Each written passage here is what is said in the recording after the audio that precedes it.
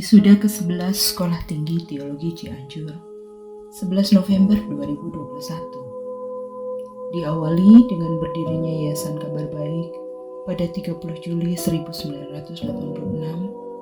yang menaungi Sekolah Tinggi Teologi Cianjur sebagai institusi pendidikan tinggi teologi yang didirikan dengan visi besar sang founder, Pendeta Y.E. Wandatu.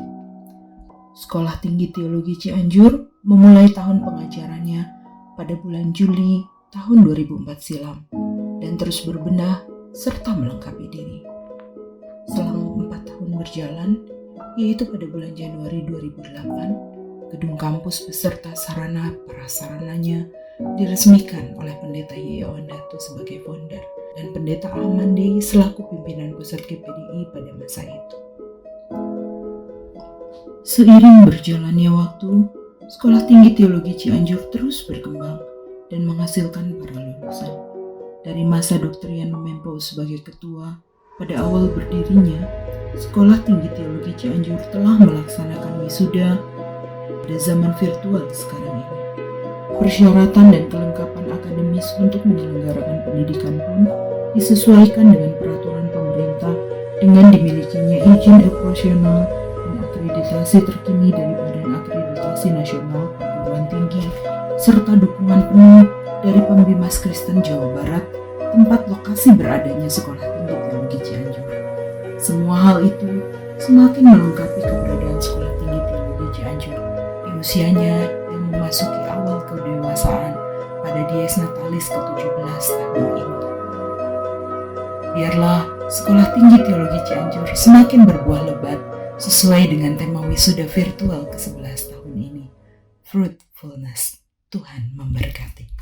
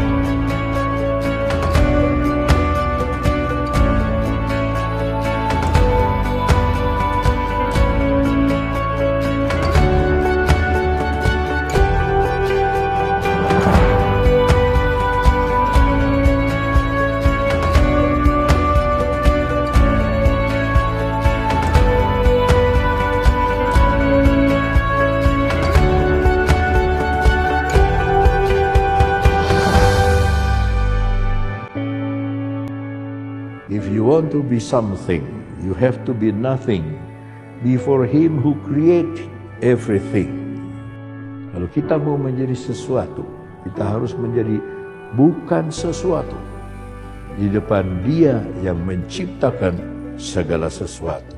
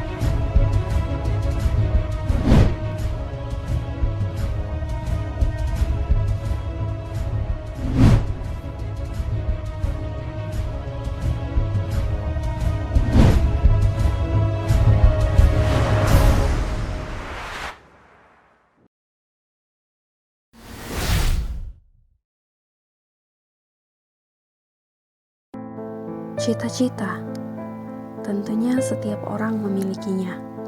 Cita-cita menggapai sebuah rasa bangga untuk diberikan kepada orang-orang terkasih merupakan dasar mengapa kita bertekun dan berkorban. Menyelesaikan perkuliahan bukanlah langkah akhir dari proses belajar, melainkan babak baru untuk terus belajar. Sebuah peribahasa mengatakan, semakin banyak tahu akan semakin banyak dituntut. Menyandang sebuah gelar berarti bertambah juga tanggung jawab yang dipikul. Setiap wisudawan maupun wisudawati harus dapat mempertanggungjawabkan gelar yang ada padanya dimanapun dan kapanpun itu. Pada akhirnya gelar itu bagaikan bibit yang diberikan kepada kita untuk kita tanam, kembangkan, sampai berbuah bagi Tuhan Yesus.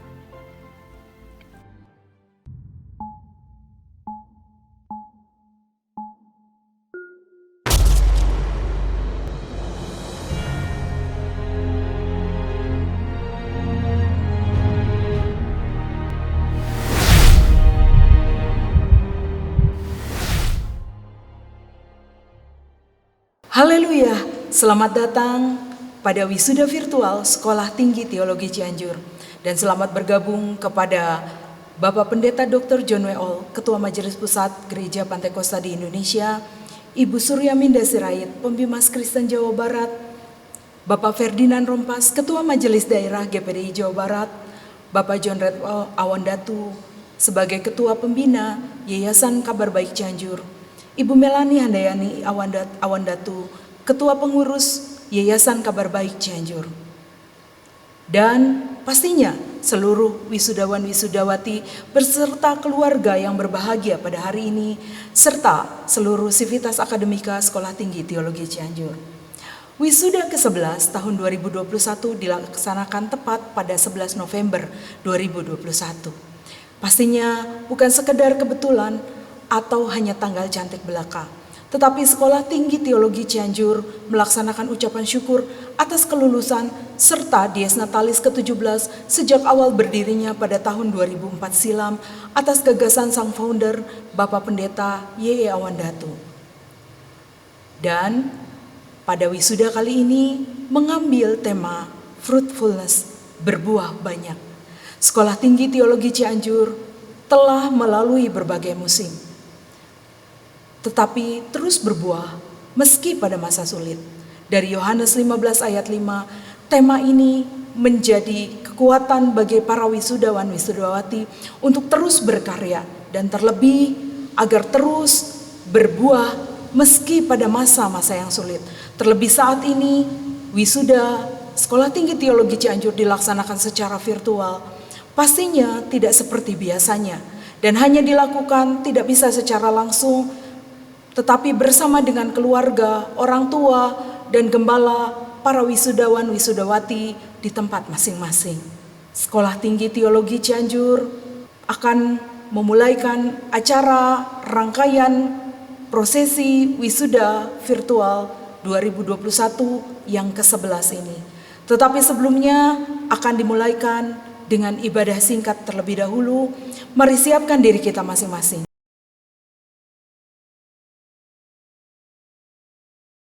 Haleluya, kita akan mulaikan kebaktian wisuda kita pada saat ini. Mari kita bersama-sama mau menyatakan bahwa sungguh Tuhan lebih daripada segalanya. Lebih daripada siapapun. Dialah sang hikmat itu sendiri. Dialah Tuhan. Kita angkat pujian ini, tiada yang seperti Engkau. Amin. Haleluya, Yesus. Sungguh tiada yang seperti Engkau Tuhan. Kita nyanyikan bersama.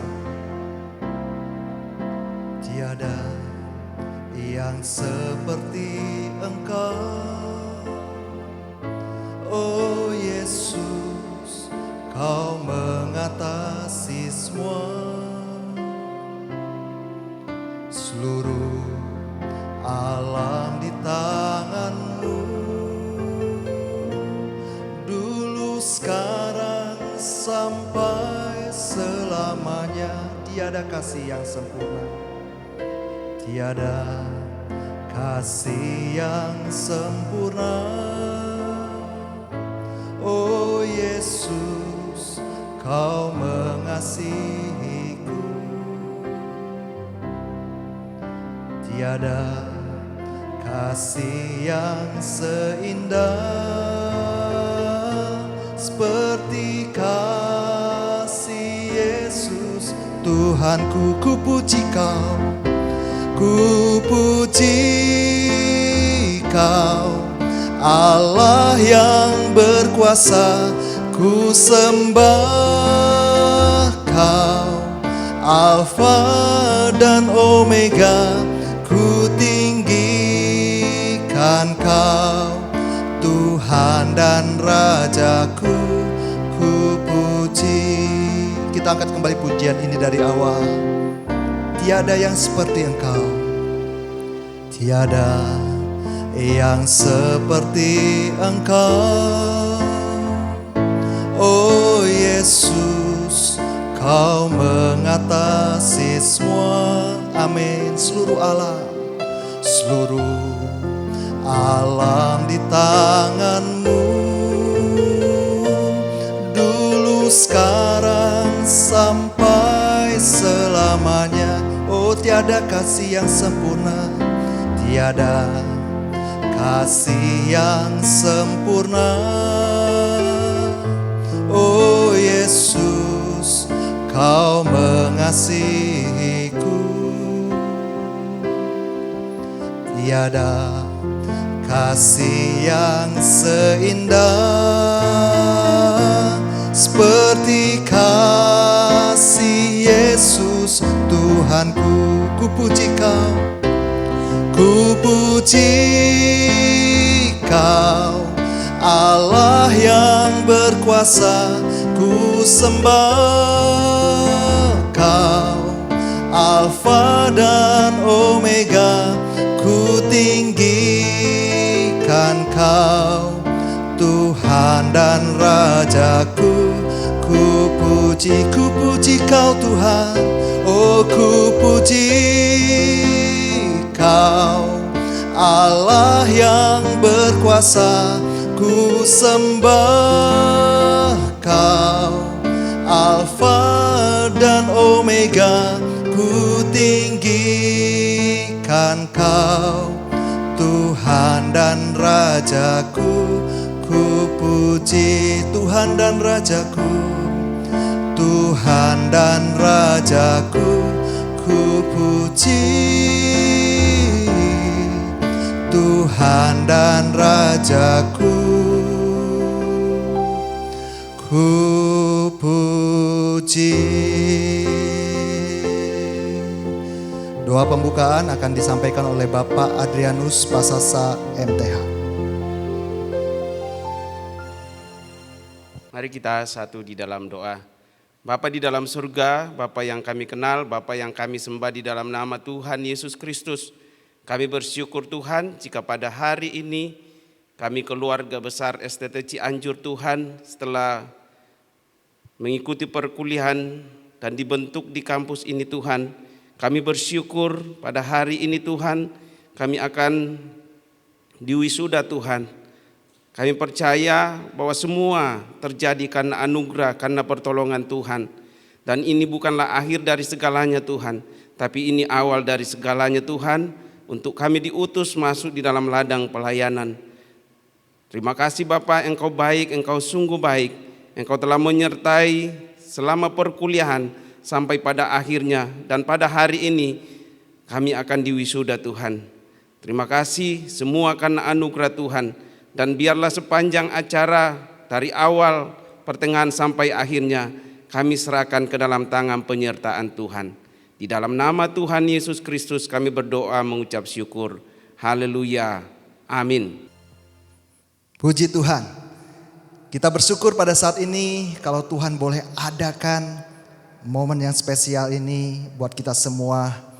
Dan kita akan menyatakan kepada Tuhan bahwa kita mau tetap bekerja bagi Dia. Dalam susah, dalam senang, apapun keadaannya, kita mau tetap bekerja bagi Yesus. Yesus, ku mau kerja bagimu. Kita nyanyikan pujian ini dengan sukacita. Haleluya.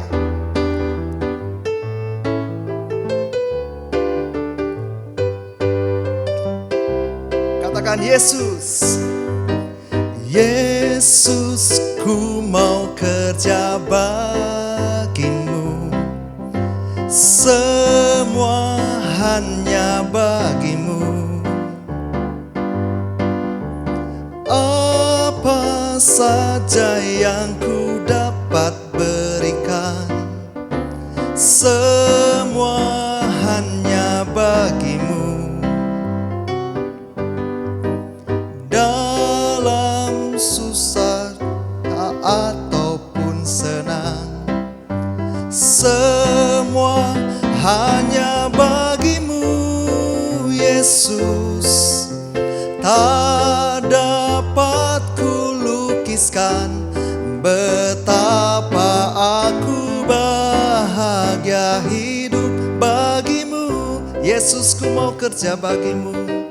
Yesus, ku mau kerja bagimu, semua hanya bagimu. Apa saja yang ku dapat berikan, semua hanya bagimu. Dalam waktu susah ataupun senang, semua hanya bagimu, Yesus. Tak dapat ku lukiskan betapa aku bahagia hidup bagimu. Tak dapat ku lukiskan, oh tak dapat ku lukiskan betapa aku bahagia hidup bagimu. Tak dapat ku lukiskan, oh tak dapat ku lukiskan betapa aku bahagia hidup bagimu. Haleluya. Sungguh sebuah kehormatan, sebuah kemuliaan kalau kita boleh dijadikan Tuhan sebagai rekan-rekan sekerjanya. Karena itu kita mau tetap jadi berkat, kita mau tetap jadi garam dan terang bagi dunia ini.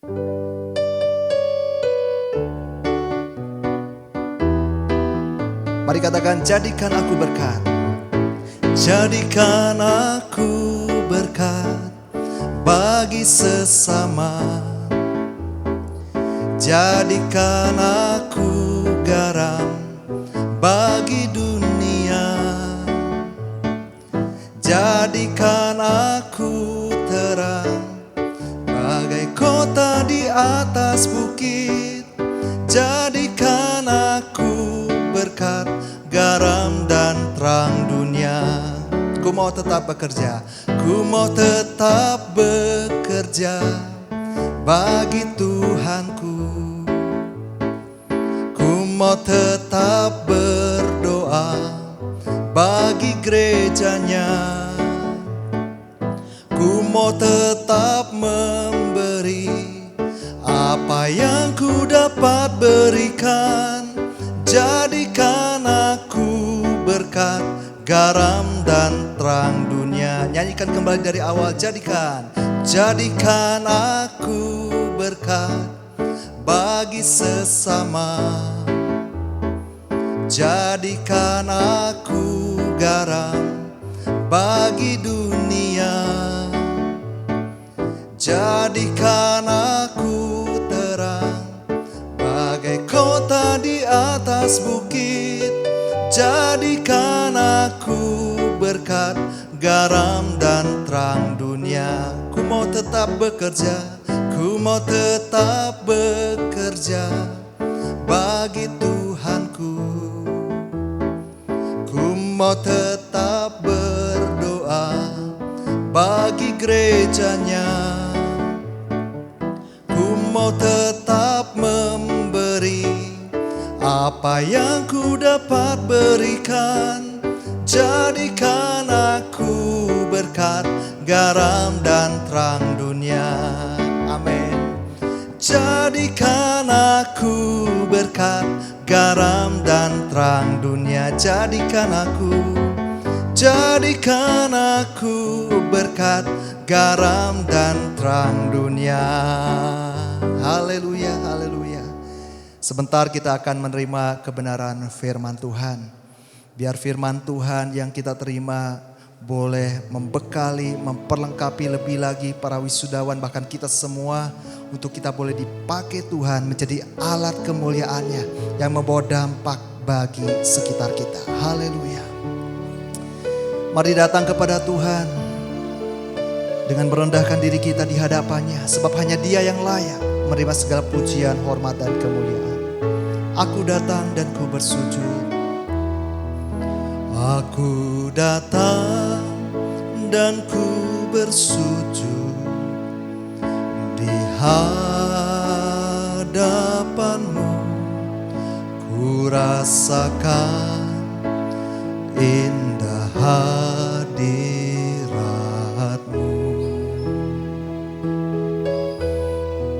Telah ku buka mata hatiku dan seluruh jiwaku untuk ku nikmati firman-Mu yang kuasa. Firman-Mu yang kuasa untuk mengubah sikap hati. Firman-Mu yang tegakkan di saat ku terjatuh. Penuhkanlah bejanaku dengan air sungai-Mu.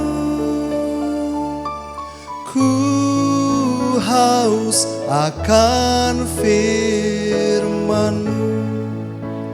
Kita nyanyikan kembali dari awal. Aku datang dan ku bersujud. Aku datang dan ku bersujud di hadapan-Mu. Ku rasakan indah hadirat-Mu.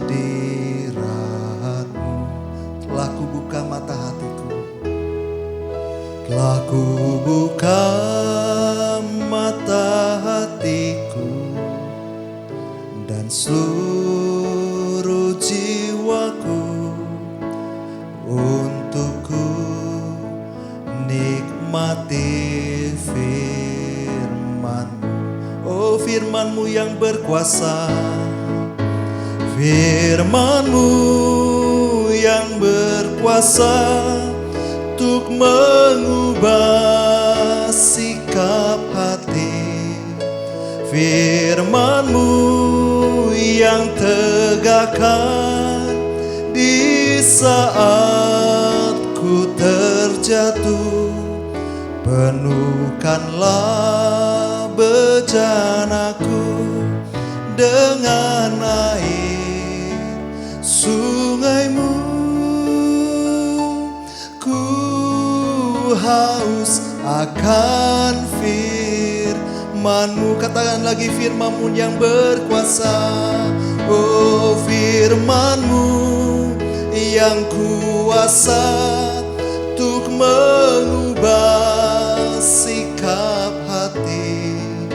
Firman-Mu yang tegakkan di saat ku terjatuh.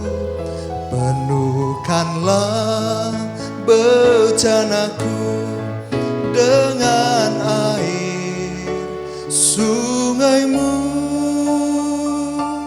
Ku haus akan firman-Mu. Ku haus akan firman-Mu.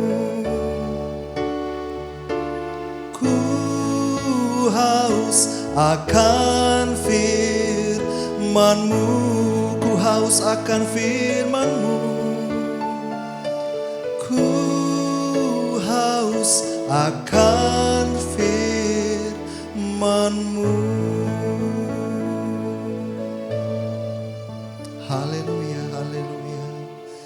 Mari kita satukan hati di dalam doa untuk kita menyambut firman Tuhan yang akan kita terima.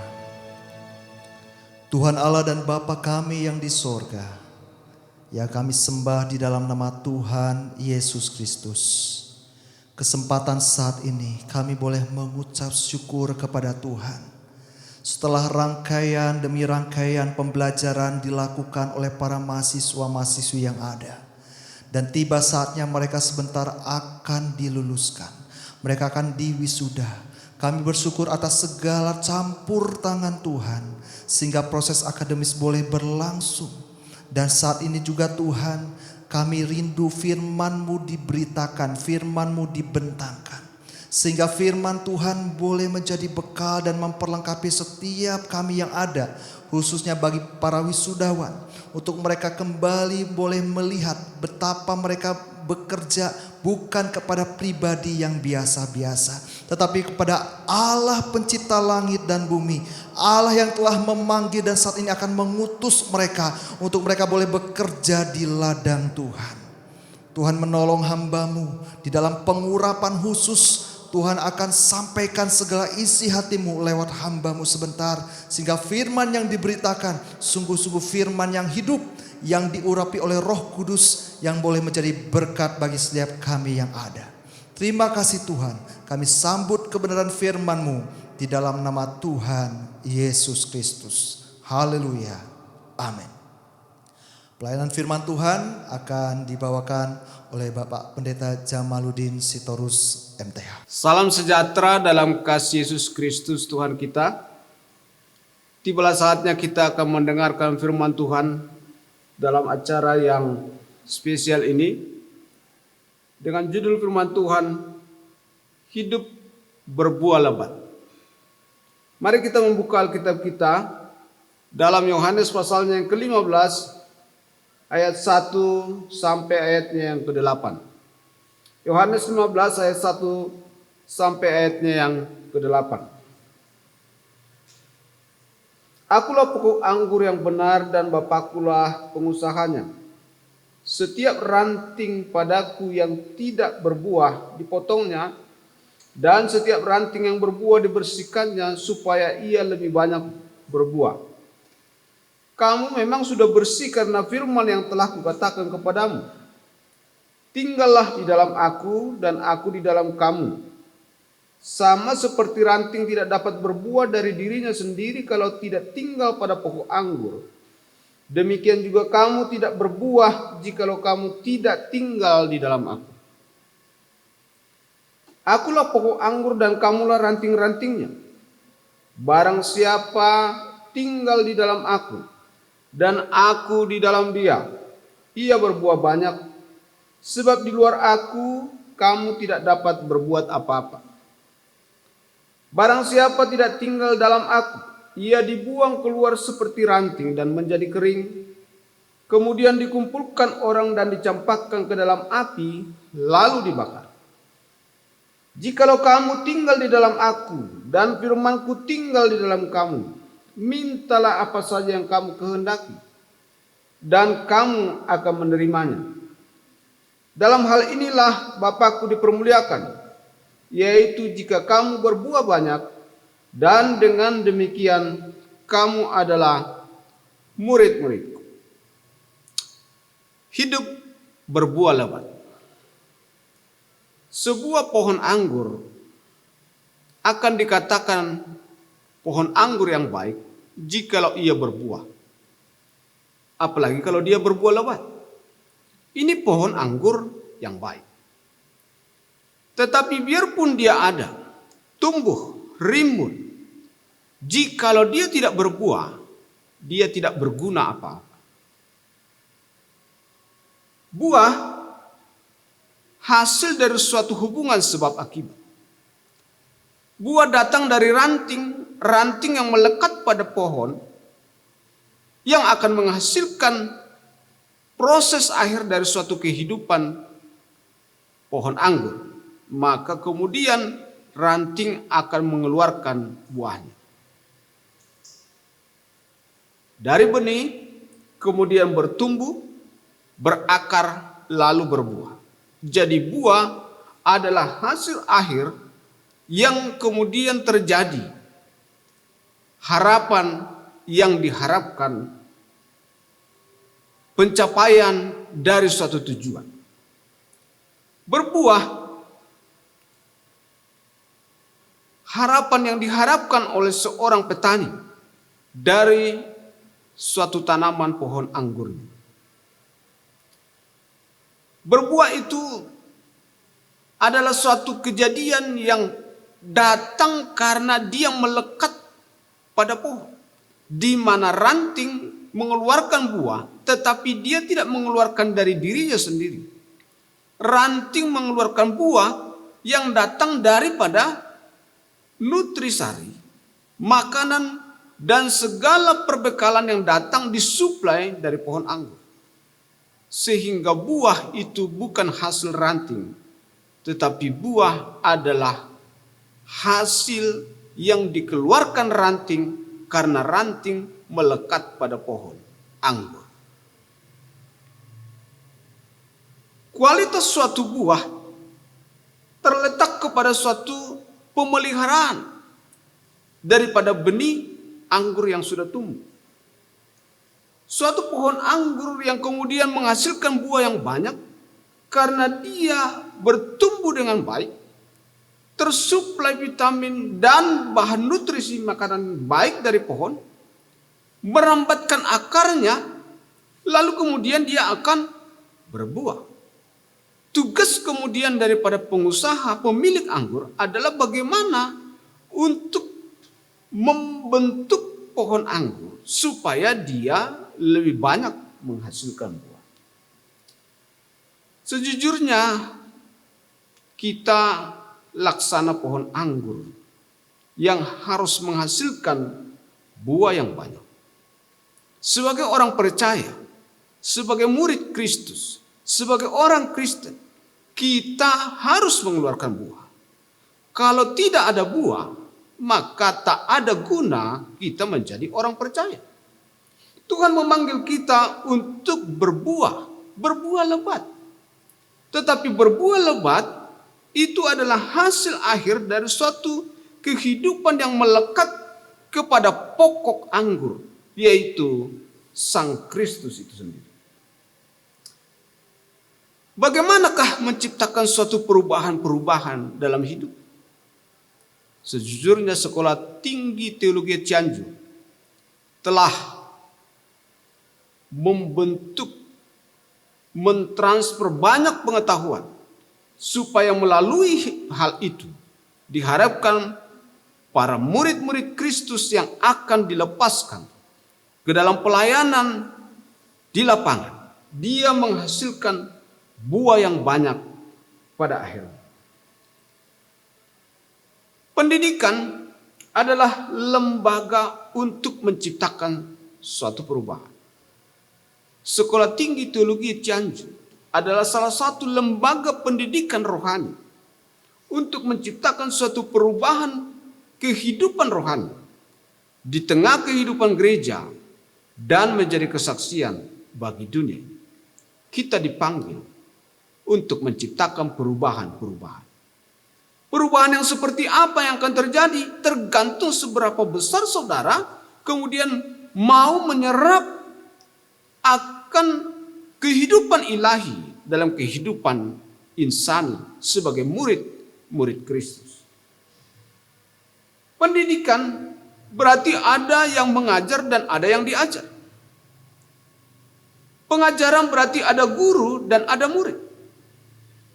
Guru mentransfer pengetahuan, mentransfer suatu pengetahuan yang berbentuk pengetahuan baik teori maupun dalam keteladanan. Yang pada akhirnya diharapkan pembelajar itu bisa menangkap, menerimanya, menghayatinya, dan melakukannya.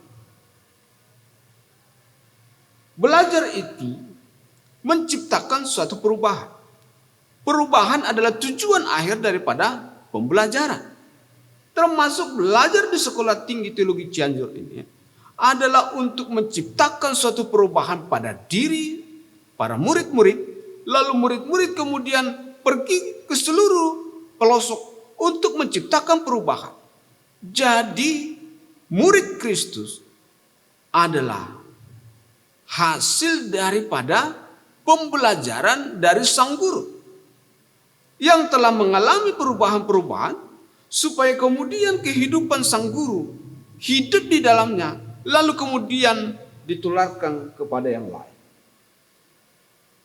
Belajar itu to learn. Setelah kita belajar, mempelajari, menerima pengetahuan, banyak pengetahuan, maka kita kemudian tahu. To know. Setelah kita tahu, lalu kemudian betul-betul mempercayainya, meyakininya dengan sungguh-sungguh, menerimanya dengan segenap hati, maka terciptalah perubahan di dalam yang kemudian kita mau melakukannya. To do, melakukan apa yang kita tahu dan apa yang sudah kita percaya itu. Lalu setelah kita melakukannya dan terus-menerus melakukannya, maka terjadilah suatu perubahan. To behavior. Jadi to learn, to know, to do, to behavior. Jadi ada suatu proses berkelanjutan yang pada akhirnya terciptalah perubahan. Hidup Kristus kemudian tertulari dalam kehidupan orang yang belajar dari Kristus.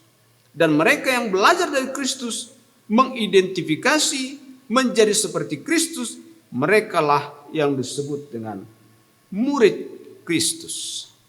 Murid Kristus artinya seseorang yang tadinya tidak seperti Kristus, sekarang sudah menjadi orang yang menerapkan segala pelajaran, pengajaran, keteladanan hidup Kristus diserap dalam hidupnya, menciptakan perubahan-perubahan. Lalu itulah yang disebut dengan murid Kristus. Jadi seorang murid Kristus adalah anak rohani dari pengajaran Kristus. Hubungan antara guru dan murid adalah hubungan yang sangat dekat. Bahkan bisa lebih dekat daripada hubungan seorang ayah dengan anak biologis. Sekalipun ada orang tua punya anak, tetapi kalau dia bukan muridnya juga, itu bukan hubungan yang bisa disandingkan kedekatannya, keintimannya dari seorang guru dan murid. Maka alangkah baiknya jikalau para orang tua yang memiliki anak harus kemudian mau menjadi guru, supaya anak itu kemudian menjadi murid.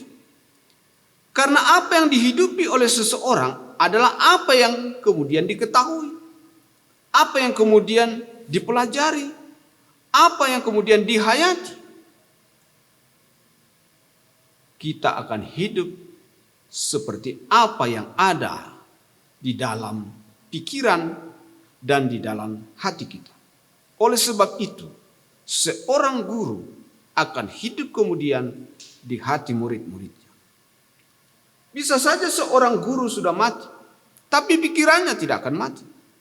Pikirannya bisa diwariskan dari generasi ke generasi. Itu sebabnya sekalipun kita tidak pernah berjumpa dengan Kristus secara pribadi, tapi pikiran Kristus telah terwariskan dari Yesus kepada 12 rasul kepada muridnya, dari generasi zaman ke zaman sampai hari ini. Pikiran itu diwariskan. Sekarang pun Sekolah Tinggi Teologi Cianjur, saudara dan saya adalah bagian dari sekumpulan orang murid Kristus dari Nazaret. Adakah orang yang menjadi murid Kristus tetapi tidak berubah? Adakah orang yang telah belajar menjadi murid Kristus tetapi tidak mengalami transformasi? Di dalam 1 Korintus pasalnya yang ketiga, ayatnya yang ke 1 dan 2, 1 Korintus 3 ayat 1 dan 2, 1 Korintus 3 ayat 1 dan 2. Dan aku saudara-saudara pada waktu itu tidak dapat berbicara dengan kamu seperti manusia rohani, tetapi hanya dengan manusia duniawi yang belum dewasa dalam Kristus. Susulah yang kuberikan kepadamu bukanlah makanan keras, sebab kamu belum dapat menerimanya, dan sekarang kamu pun belum dapat menerimanya. Kita melihat di dalam 1 Korintus pasal 3 adanya manusia rohani. Aku tidak dapat berbicara dengan kamu seperti dengan manusia rohani, tetapi hanya dengan manusia duniawi. Siapa yang disebutkan oleh Paulus manusia duniawi? Jemaat Korintus. Mengapa jemaat Korintus disebut manusia duniawi?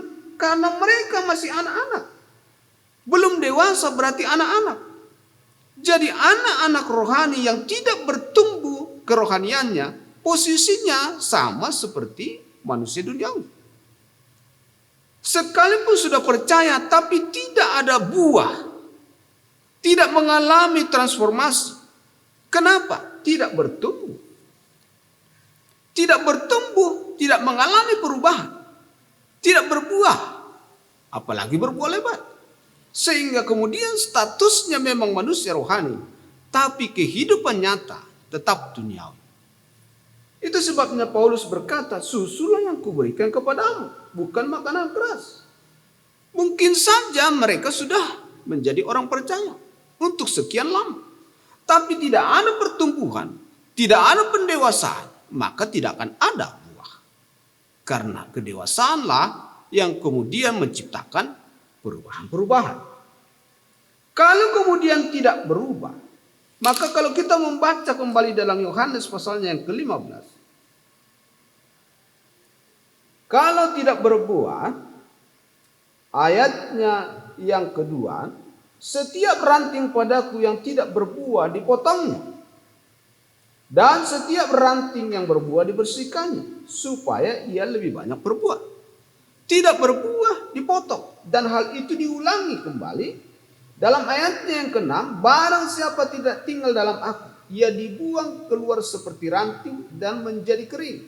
Kemudian dikumpulkan orang, dicampakkan ke dalam api, lalu dibakar. Jadi tidak berbuah, maka dia akan dipotong, potong kemudian menjadi kering, lalu kemudian akan dibakar. Artinya siapa saja yang menjadi orang Kristen, mengaku murid Kristus, tapi tidak ada buahnya, dia bukan murid Kristus. Bahkan dia akan mengalami kebinasaan, binasa. Tuhan memanggil kita untuk berbuah lebat. Tuhan memanggil kita untuk perubahan. Tuhan memanggil kita untuk menciptakan perubahan. Itu sebabnya kita disuruh pergi ke seluruh dunia untuk mengubah kehidupan banyak orang supaya Kristus hidup dalam kehidupan mereka.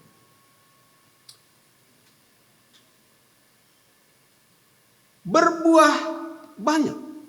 Ada yang berbuah, ada yang tidak berbuah.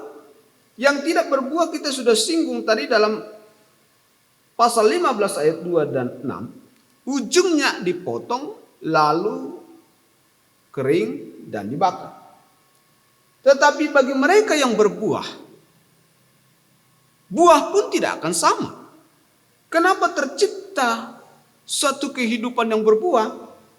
Karena dia bertumbuh. Bagaimana seseorang bisa bertumbuh? Mari kita melihat dalam Matius pasalnya yang ke-13.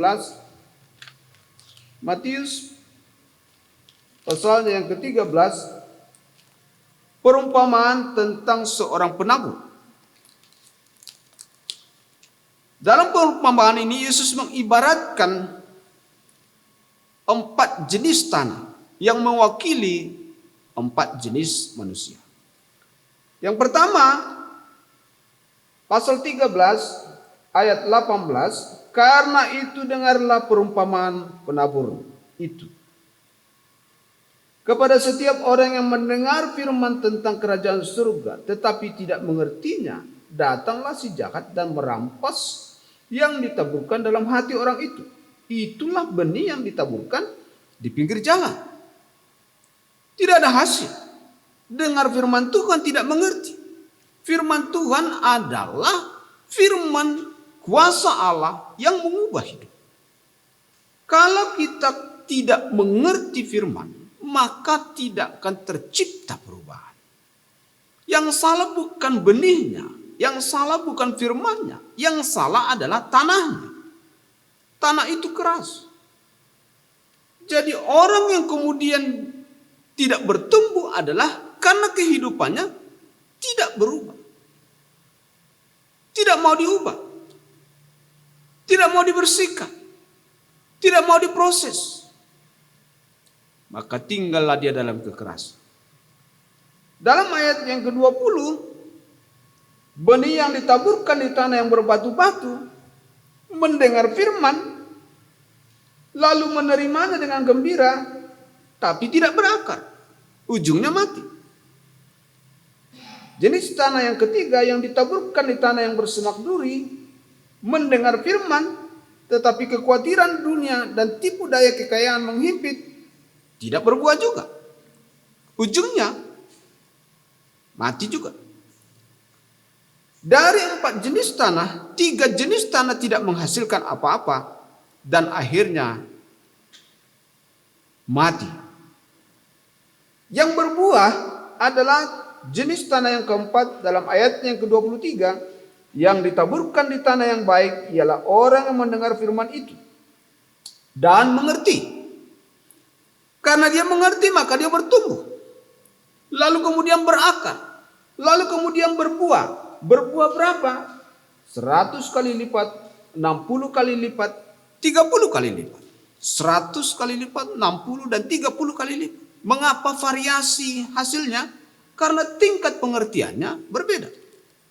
Jadi hasil buah tergantung sejajar sebanding dengan tingkat pengertian. Oleh sebab itu, rahasia hidup yang berbuah perlu kita pahami. Kalau kita kembali dalam Yohanes pasalnya yang ke-15, rahasia hidup yang berbuah adalah ranting harus melekat pada pokok. Dalam ayatnya yang ke-4, tinggallah di dalam aku. Lalu kemudian dia mengulanginya dalam ayatnya yang ke-5. Barang siapa tinggal di dalam aku. Lalu kemudian di dalam ayatnya yang ke-7, jikalau kamu tinggal di dalam aku. Rahasia hidup yang berbuah lebat, yang mengalami transformasi kehidupan Kristus dalam dirinya adalah orang yang tinggal di dalam Tuhan. Kata tinggal itu artinya bertahan. Bertahan di situ. Berarti ada sesuatu gangguan, tantangan, tapi saudara bertahan. Kata tinggal itu artinya bukan singgah tetapi menetap di situ. Dwell. Kata tinggal itu artinya continue atau berkelanjutan.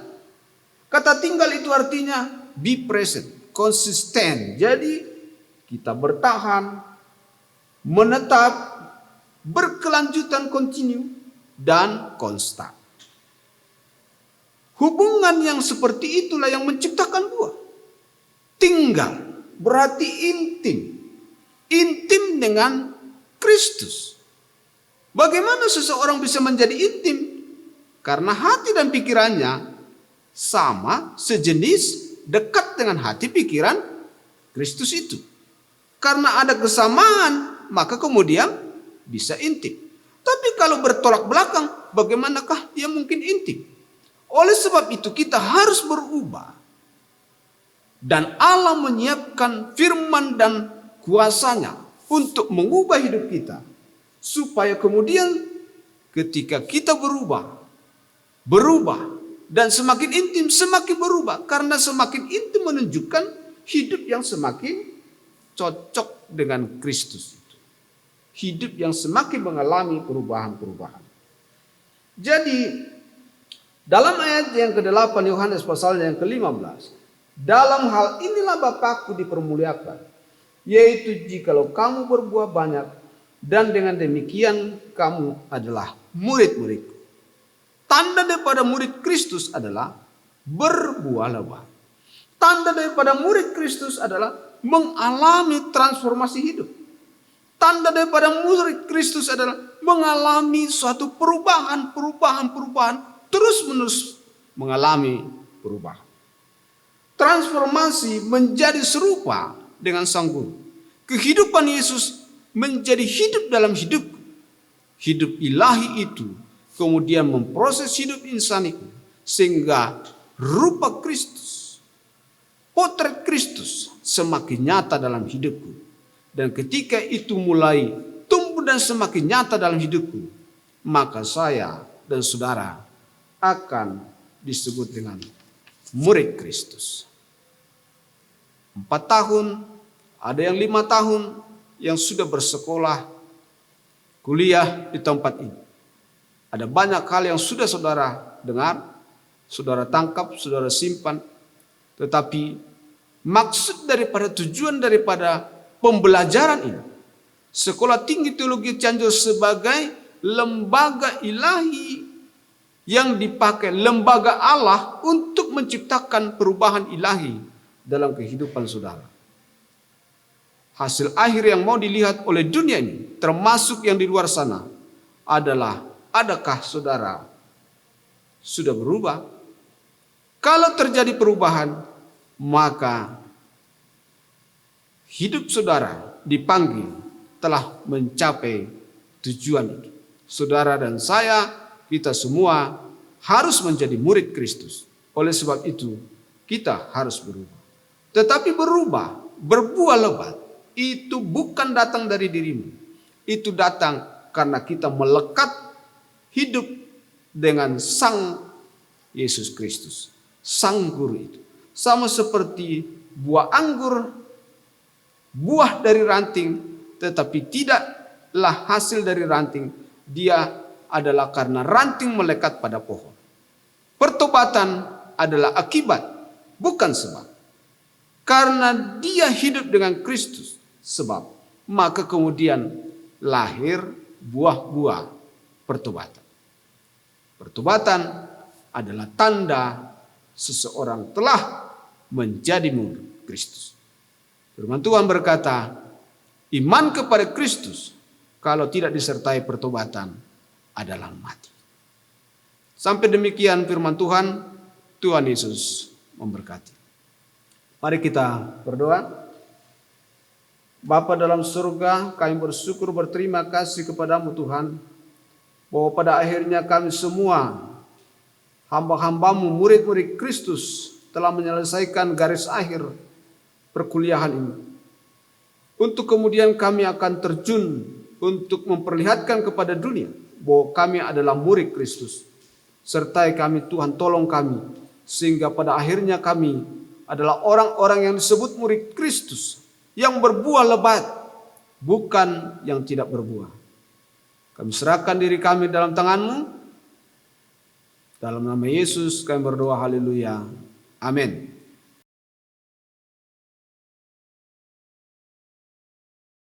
Prosesi wisuda Sekolah Tinggi Teologi Cianjur ke-11 dan Dis Natalis ke-17 akan kita mulai. Hadirin dimohon untuk bangkit berdiri. Kita akan menyanyikan lagu kebangsaan kita, Indonesia Raya.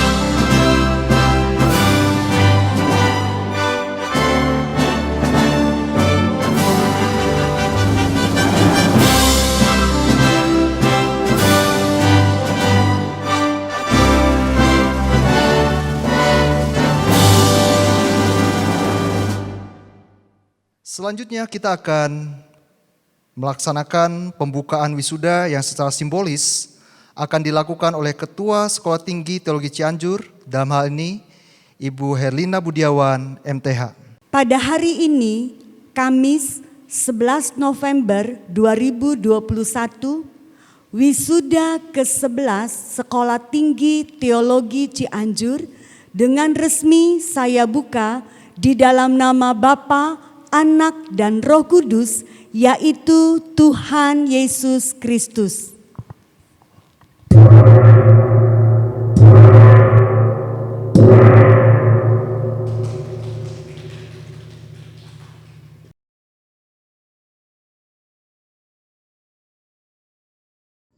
Saya mengucapkan terima kasih atas kepercayaan yang diberikan kepada saya untuk menyampaikan orasi ilmiah dengan topik berbuah lebat pada acara wisuda Sekolah Tinggi Teologi Pantai Kosta Cianjur tahun 2021. Puji syukur bagi Tuhan Yesus, Sang Guru Agung kita semuanya. Yang terhormat Ketua Yayasan Kabar Baik yang menaungi Sekolah Tinggi Teologi Pantai Kosta Cianjur. Yang terhormat Ketua Senat dan anggota Senat beserta segenap sivitas akademika Sekolah Tinggi Teologi Pantai Kosta Cianjur. Yang saya muliakan, yaitu yang berbahagia pada hari ini, para orang tua dari wisudawan dan wisudawati, serta yang sangat saya banggakan, segenap wisudawan wisudawati yang pada hari ini akan meninggalkan status lama dan memperoleh status baru, yaitu mahasiswa menjadi seorang sarjana. Salam sejahtera dalam kasih Kristus untuk kita semuanya. Pada saat yang berbahagia ini, perkenankan saya menyampaikan orasi ilmiah dengan topik fruitful atau berbuah lebat.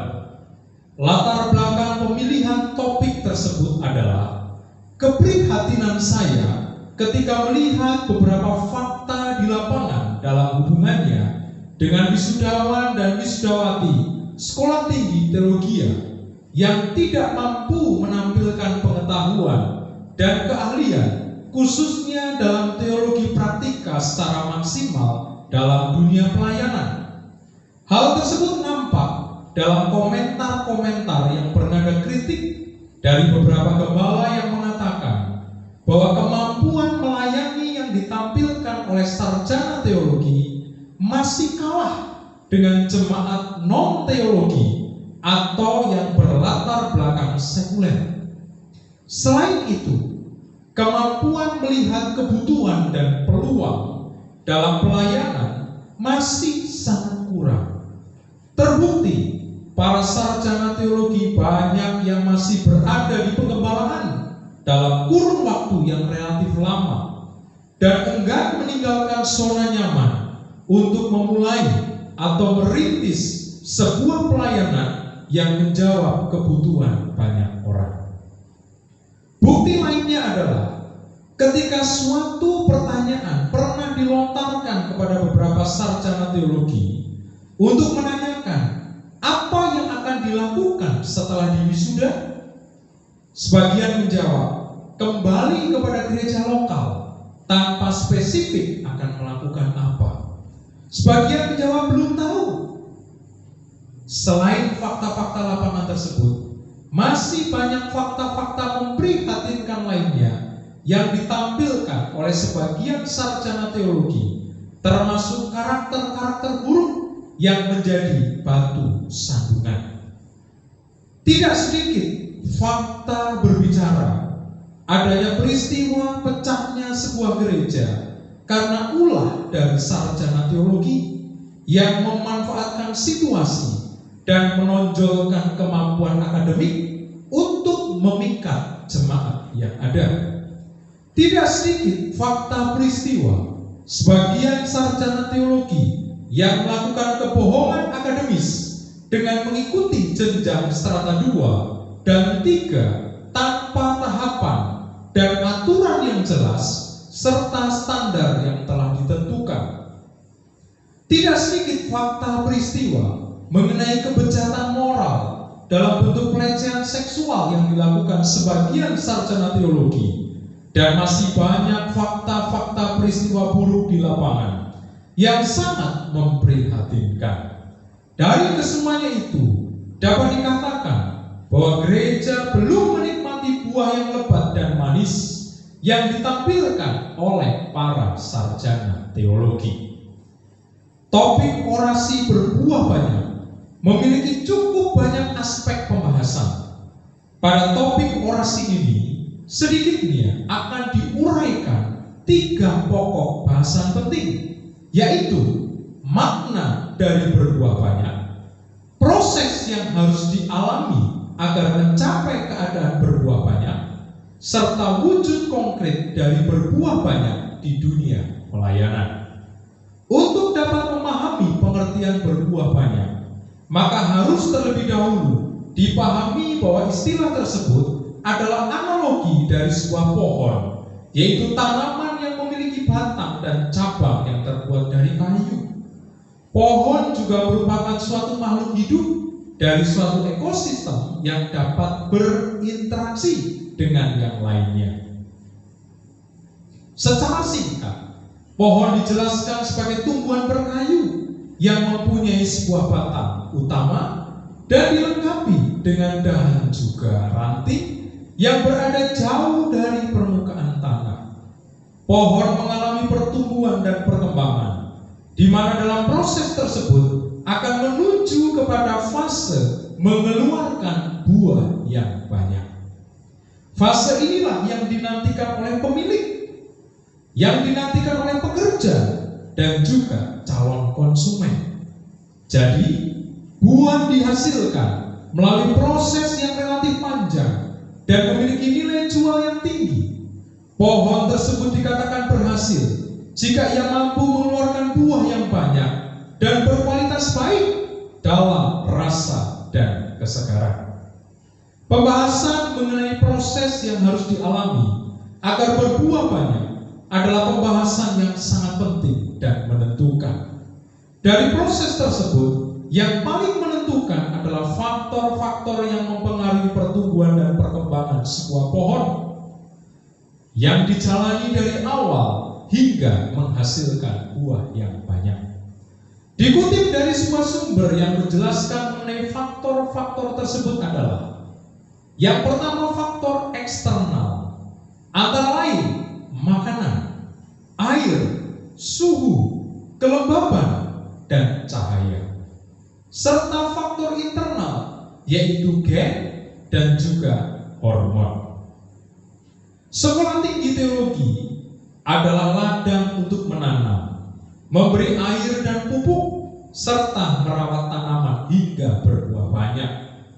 Dan kemudian buah itu disukai oleh banyak orang. Kurang lebih 8 semester, kandidat wisudawan-wisudawati telah tertanam di Sekolah Tinggi Teologi Pantai Kosta Cianjur dengan segala proses pembelajaran yang dialami hingga sebentar akan menunjukkan buah lebat dan manis di dunia pelayanan. Proses pembelajaran yang dijalani oleh para wisudawan-wisudawati adalah terstruktur dan sistematis sesuai kurikulum dan standar yang telah ditetapkan. Pembelajaran tersebut tidak hanya berorientasi pada ranah kognitif, yaitu pengetahuan teologi semata, namun juga implementasi pengetahuan teologi pada hal-hal praktis, baik selama mereka berada di kampus maupun di tempat-tempat pelayanan yang ada. Selain itu, kedisiplinan dan ketaatan kepada setiap peraturan sangat ditonjolkan bagi pembentukan karakter unggul. Sekolah Tinggi Teologi Pantai Kosta Cianjur menyadari bahwa aspek pengetahuan teologi saja tidaklah cukup tanpa dilengkapi dengan kegiatan-kegiatan kerohanian, baik dalam bentuk ibadah, doa, puasa, dan praktek pelayanan, di mana keseluruhan semuanya itu semakin memperkuat aspek rohani para mahasiswa selama berada di kampus maupun setelah di wisuda. Sehingga diharapkan para kandidat wisudawan-wisudawati dapat menjadi tenaga ahli dan terampil di bidang teologi biblika maupun praktika. Segala proses yang dialami tersebut memiliki kesamaan dengan pohon atau tanaman, khususnya faktor-faktor yang mempengaruhi untuk dapat bertumbuh dan berkembang serta menghasilkan buah. Faktor eksternal adalah para tenaga pengajar yang mengajar dan mendidik, juga para rekan sependidikan dapat menjadi bagian dari pembentukan diri. Selain itu, ada faktor eksternal yang sangat penting dan dominan, yaitu firman dan Roh Kudus yang selama ini telah mengajar, membina, serta memproses para wisudawan untuk menjadi manusia-manusia unggul dalam iman dan kerohanian serta karakter firman. Proses dapat berhasil jika faktor internal dapat bekerja sama dengan faktor eksternal.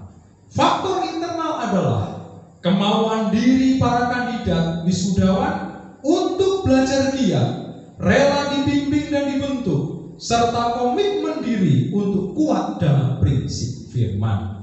Sebuah pohon tidak akan mampu bertahan hidup jika tidak memiliki akar yang dalam dan kuat. Oleh karena itu, ketetapan hati untuk kuat dalam prinsip firman adalah sangat penting. Beberapa aspek dari berbuah banyak yang alkitabiah dan bernilai tinggi adalah kasih, kesetiaan, dan ketaatan. Ketiga aspek tersebut tidak hanya bernilai tinggi dalam kehidupan di dunia, namun juga hingga dimensi kekekalan dalam hubungan umat dengan Allah Tritunggal. Diharapkan para wisudawan memiliki dan menampilkan ketiga aspek tersebut dalam dunia pelayanan praktis, agar buah yang banyak tersebut mencapai kemaksimalan dalam manfaat bagi banyak orang. Aspek yang pertama adalah kasih. Sebagaimana inti ajaran kekristenan adalah kasih kepada Allah dan kepada manusia, maka aspek ini merupakan implementasi dari seluruh inti ajaran Kristen. Fokus dari aspek kasih ini adalah kasih kepada sesama, karena ketika seseorang mengasihi Allah, maka bukti utama adalah ia mengasihi sesama. Yesus Kristus pernah mengatakan dengan tegas dalam Matius 25 ayat 35 sampai 40 demikian. Sebab ketika aku lapar, kamu memberi aku makan. Ketika aku haus, kamu memberi aku minum. Ketika aku seorang asing, kamu memberi aku tumpangan. Ketika aku telanjang, kamu memberi aku pakaian. Ketika aku sakit, kamu melawat aku. Ketika aku di dalam penjara, kamu mengunjungi aku. Maka orang-orang benar itu akan menjawab dia, katanya, Tuhan, bila manakah kami melihat engkau lapar dan kami memberi engkau makan, atau haus dan kami memberi engkau minum? Bila manakah kami melihat engkau sebagai orang asing dan kami memberi engkau tumpangan, atau telanjang dan kami memberi engkau pakaian? Bila manakah kami melihat engkau sakit atau dalam penjara dan kami mengunjungi engkau? Dan raja itu akan menjawab mereka, aku berkata kepadamu, sesungguhnya segala sesuatu yang kamu lakukan untuk salah seorang dari saudaraku yang paling hina ini, kamu telah melakukannya untuk aku. Demikian juga Yesus Kristus mengatakan dalam Injil Yohanes 15 ayat 16 sampai 17 bahwa bukan kamu yang memilih aku, tetapi akulah yang memilih kamu, dan aku telah menetapkan kamu supaya kamu pergi dan menghasilkan buah, dan buahmu itu tetap, supaya apa yang kamu minta kepada Bapa dalam namaku diberikannya kepadamu. Inilah perintahku kepadamu, kasihilah seorang akan yang lain. Jadi buah yang tetap yang telah Yesus Kristus tentukan terimplementasi dalam perbuatan kasih kepada sesama. Masih mengenai penjelasan aspek kasih, Rasul Paulus menghendaki bahwa tidak hanya terimplementasi dalam perbuatan kasih, namun kasih menjadi dasar bagi kehidupan setiap orang percaya. Paulus berkata dalam Efesus 3 ayat 17, sehingga oleh imanmu Kristus diam di dalam hatimu, dan kamu berakar serta berdasar di dalam kasih. John R. Stott mencoba menjelaskan teks tersebut demikian. Paulus ingin supaya kasih mereka benar-benar mendasar dan asasi. Dan untuk itu ia menggunakan dua ungkapan kiasan. Satu dari dunia botani dan yang satu lagi dari dunia arsitektur. Kedua ungkapan itu mengungkapkan kedalaman. Orang Kristen diibaratkan pohon yang akarnya dalam dan rumah yang fondasinya kuat. Sumber kemantapan dari kedua pengandaan itu adalah kasih. Kasih merupakan tanah bagi akar-akar kehidupan mereka, dan kasih merupakan fondasi bagi rumah kehidupan itu. Berdasarkan uraian mengenai aspek kasih tersebut, diharapkan para kandidat wisudawan-wisudawati mampu mendasarkan pelayanan dengan kasih dan mewujud nyatakan kasih tersebut dalam pelayanan. Aspek berikutnya adalah kesetiaan. Predikat hamba Tuhan melekat pada diri para kandidat wisudawan-wisudawati dimanapun berada. Sebagai hamba Tuhan, maka kesetiaan kepada Tuhan wajib diwujud nyatakan dengan setia mengerjakan segala kepercayaan dalam pelayanan, baik dalam hal-hal yang nampaknya kecil dan kurang dianggap, hingga perkara-perkara besar yang membutuhkan perhatian besar pula.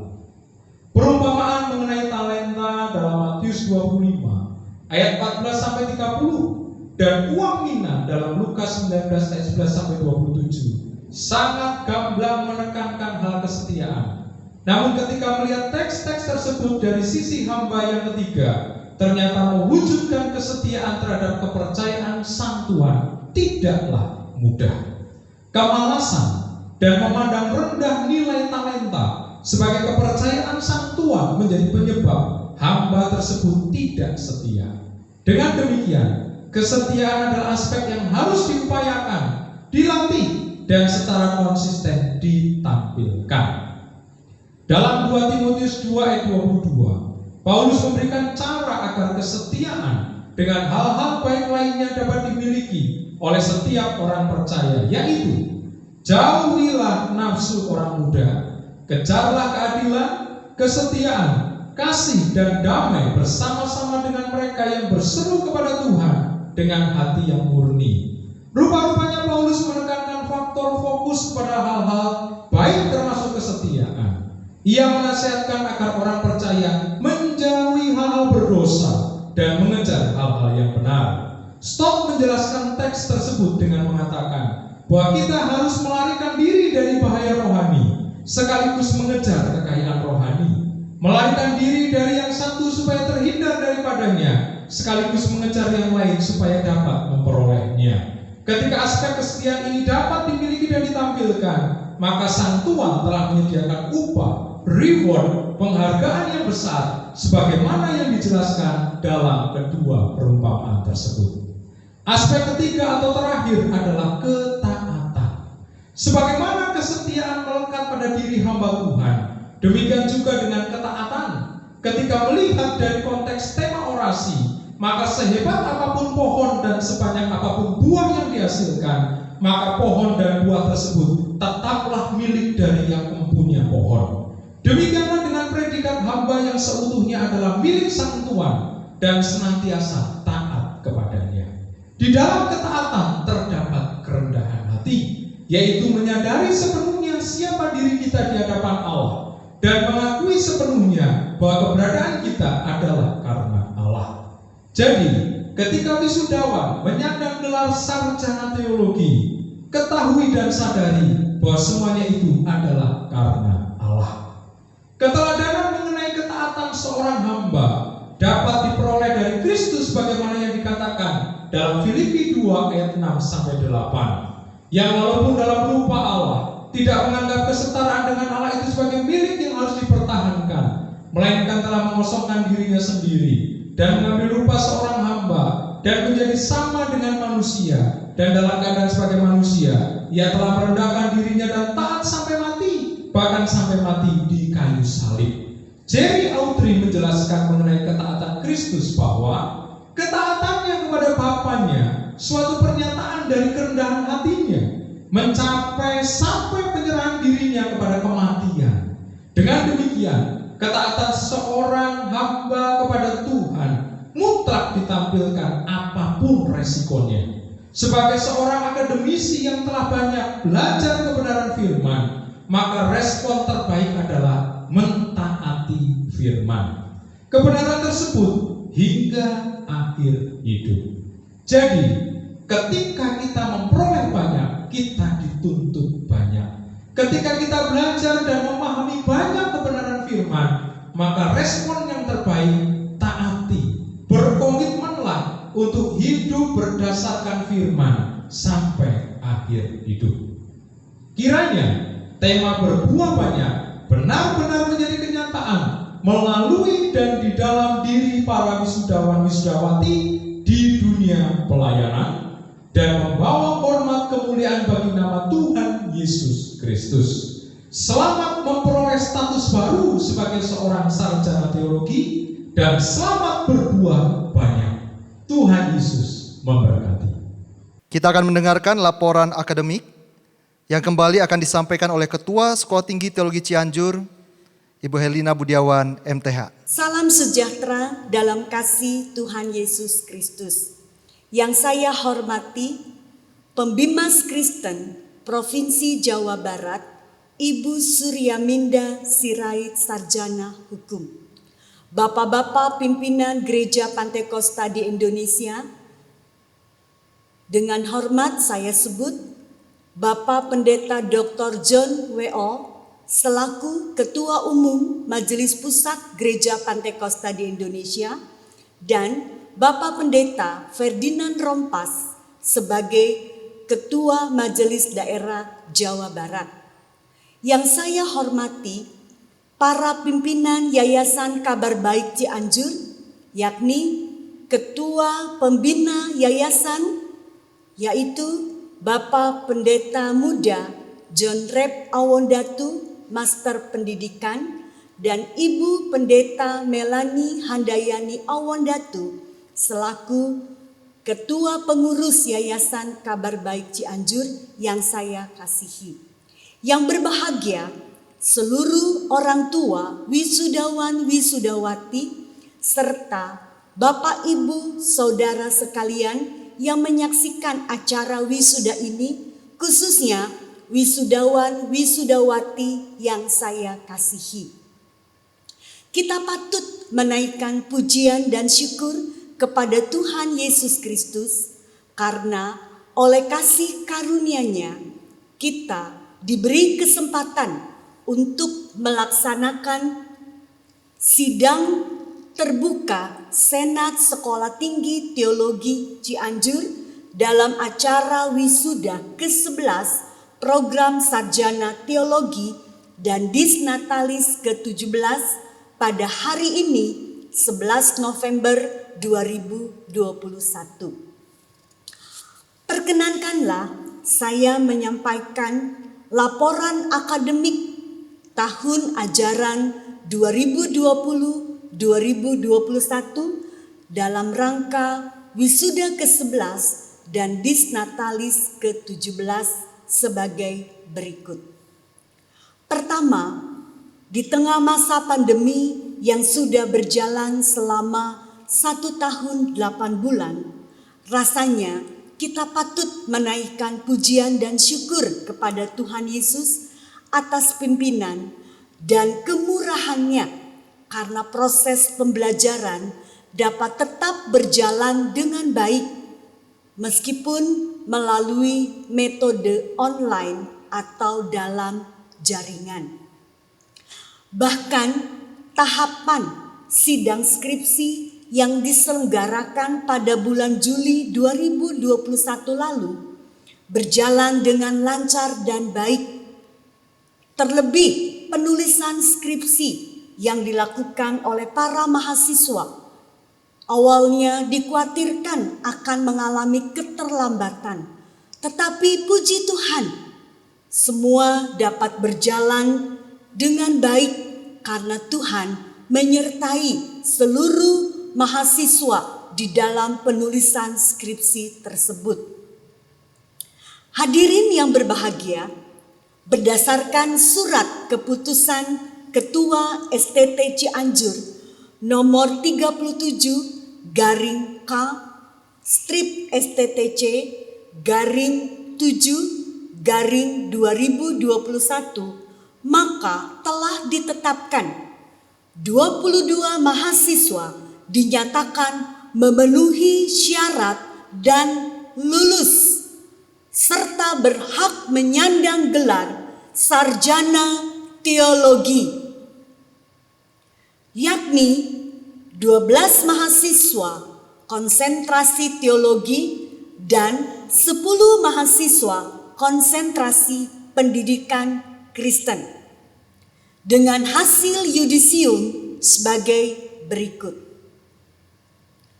2 wisudawan dengan predikat pujian atau cum laude dan 20 mahasiswa dengan predikat sangat memuaskan. Adapun wisudawan yang terbaik pada tahun ajaran 2020-2021 adalah dari Prodi Sarjana Teologi Konsentrasi Teologi,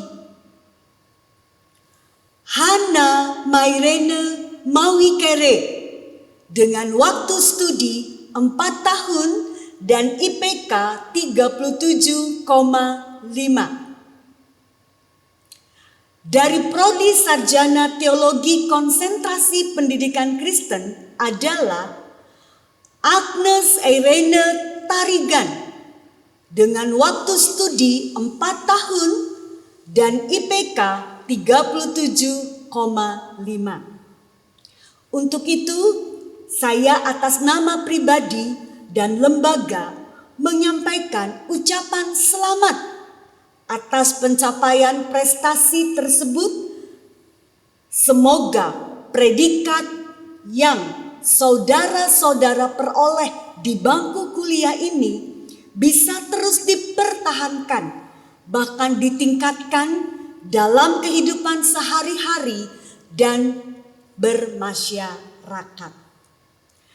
Hadirin yang saya hormati, pada kesempatan ini pula saya sampaikan bahwa kabar bahagia juga meliputi keluarga besar STT Cianjur, karena pada tahun lalu, tepatnya pada bulan November 2020, STT Cianjur sudah mendapatkan akreditasi institusi dari Badan Akreditasi Nasional Perguruan Tinggi dengan surat keputusan nomor 9/3/AK-PT-PT-11/2020 sekaligus telah melengkapi akreditasi program studi yang sudah didapatkan oleh STT Cianjur pada bulan Mei 2020 dengan SK Badan Akreditasi Nasional Perguruan Tinggi nomor 3018-PT-AK-PPJ-S-5/2020. Hal ini patut menjadi kebanggaan bagi Sivitas Akademika STT Cianjur, mengingat pentingnya tata kelola pendidikan yang memerlukan persyaratan tertentu dan tuntutan regulasi yang makin berat dari Kementerian Pendidikan dan Kebudayaan berhasil kita penuhi, sekaligus menjadi tantangan dalam meraih hasil yang lebih bagus lagi di masa yang akan datang. Karenanya, sinergitas dan dorongan dari Yayasan Kabar Baik Cianjur, stakeholder termasuk para alumni dan gereja pendukung sangat diperlukan dalam tercapainya kinerja yang lebih baik dalam tata kelola STT Cianjur di masa yang akan datang. Demikian laporan ini saya sampaikan dalam sidang terbuka Senat STT Cianjur. Atas perhatian Bapak Ibu Saudara sekalian, saya ucapkan terima kasih. Cianjur, 11 November 2021. Ketua Sekolah Tinggi Teologi Cianjur, Herlina Budiawan, MTH.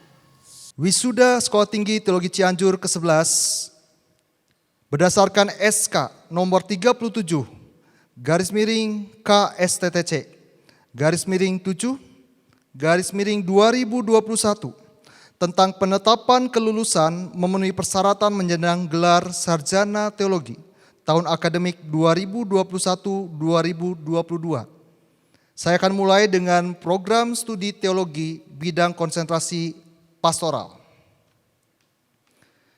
Yang pertama, ada Nyati Hernita dengan judul skripsi Peran Gembala Jemaat menurut Mazmur 23 ayat 1-6 dan implikasinya bagi gembala masa kini. Kedua, Desprina Lavau dengan judul skripsi Pengaruh Gembala sebagai konselor dalam meningkatkan keharmonisan keluarga di Gereja GPDI Kecamatan Bawolato. Ketiga, Efraim Gori dengan judul skripsi Tinjauan Teologi mengenai Manusia Baru menurut Efesus 4 ayat 17-32 dan implikasinya bagi kehidupan orang Kristen masa kini. Keempat, Fatima Nozai dengan judul skripsi Gaya Kepemimpinan Musa ditinjau dari Kitab Keluaran sebagai rujukan bagi kepemimpinan hamba Tuhan masa kini.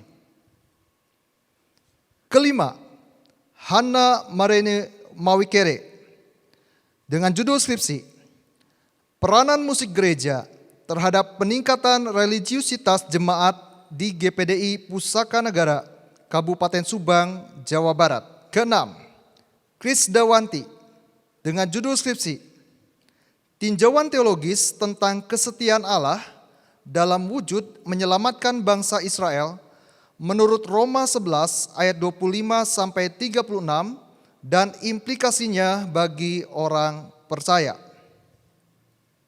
Ketujuh, Overman Lavau dengan judul skripsi Pengaruh Pelayanan Diakonia terhadap partisipasi warga jemaat dalam berbagi kasih di GPDI Petra Cikampek.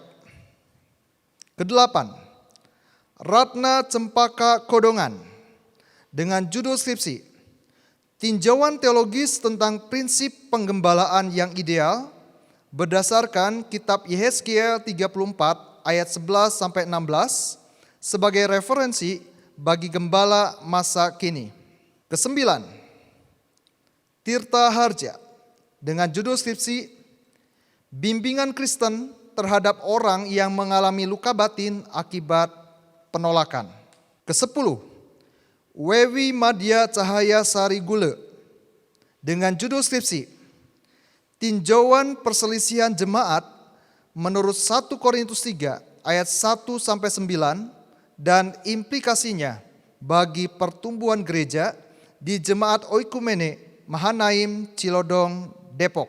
Ke-11, Yardiaman Halawa dengan judul skripsi Peranan Pemimpin Gereja terhadap pembentukan karakter pemuda di Gereja Pantekosta di Indonesia Sahabat Allah, kelompok usia 15-25 tahun.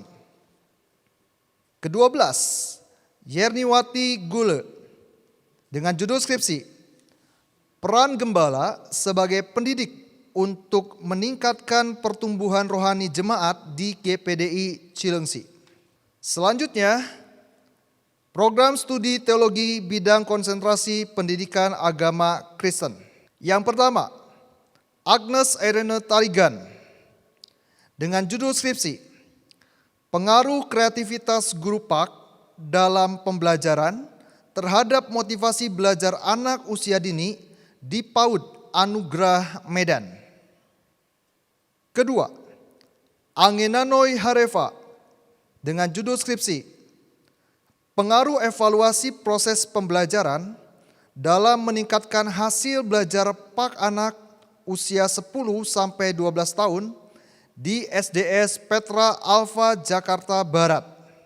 Ketiga, Dertina Desian dengan judul skripsi Pengaruh Implementasi Kurikulum terhadap minat belajar siswa pada pembelajaran sekolah minggu di GPDI Barito, Jakarta.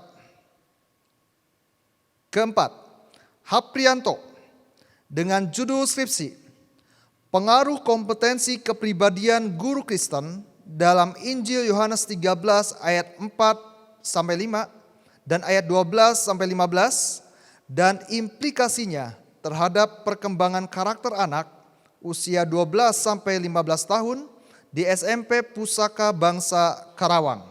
Kelima, Lina Mesra Mendrova dengan judul skripsi Pengaruh Kecerdasan Spiritualitas Guru terhadap pembentukan karakter siswa SMA Kristen 1, 2, dan 3 Bina Bakti Bandung. Keenam, Philip Fernandus Herling Pande Irot dengan judul skripsi Implementasi Kompetensi Pedagogi Guru PAK untuk Pengembangan Minat Belajar pada anak usia 12-15 tahun pada kelompok belajar agama Kristen di PKSG Majalengka. Ketujuh, Sri Astuti Zai dengan judul skripsi Efektivitas Pembelajaran Pendidikan Agama Kristen secara daring terhadap perkembangan prestasi belajar siswa kelas 7 dan 8 SMP Kasih Immanuel School. Kedelapan, Steph Leonardo Sepang dengan judul skripsi Pengaruh Pendidikan Agama Kristen dalam Keluarga terhadap karakter anak di GPDI Immanuel Tomohon. Kesembilan, Tati Purwati Hura dengan judul skripsi Peranan Interpersonal Komunikasi Guru terhadap peningkatan kecerdasan kognitif anak usia 10-12 tahun SD 078482 Sanduta. Kesepuluh, Kuchen Arjunanti dengan judul skripsi Strategi Pembelajaran PAK yang Efektif di Masa Pandemi COVID-19, Aplikasinya bagi Minat Belajar Pemuda Remaja GPDI Gunung Sion, Ciputat. Pembacaan Ikrar Wisuda yang akan dipimpin oleh Saudari Hana Marene Mawikere diikuti oleh seluruh wisudawan-wisudawati yang ada.